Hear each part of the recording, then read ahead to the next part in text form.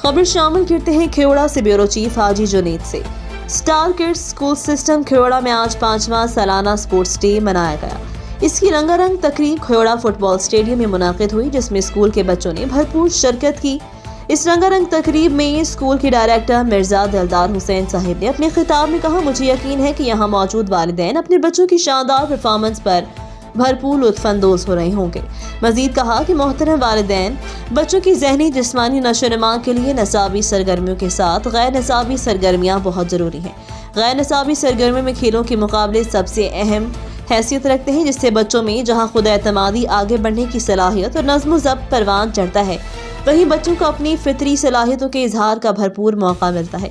इसी चीज़ को मद्देनजर रखते हुए स्टार किड्स स्कूल सिस्टम में 2 रोज़ा 5वां सालाना स्पोर्ट्स गाला का इनेकाद किया गया, जिसमें हर क्लास के एक बच्चे को अपनी सलाहियतों के इजहार का मौका दिया जा रहा है। स्टार किड्स स्कूल के जहाँ रवायती तरीक़ा तालीम के बजाय 21वीं सदी के तकाज़ों के मुताबिक जदीद और मुनफरिद तरीक़ा तालीम मुतारिफ करवाया, वहाँ पहली बार इतने बड़े पैमाने पर शहर में खेलों के इनेकाद का भी एजाज़ स्टार किड्स स्कूल को हासिल।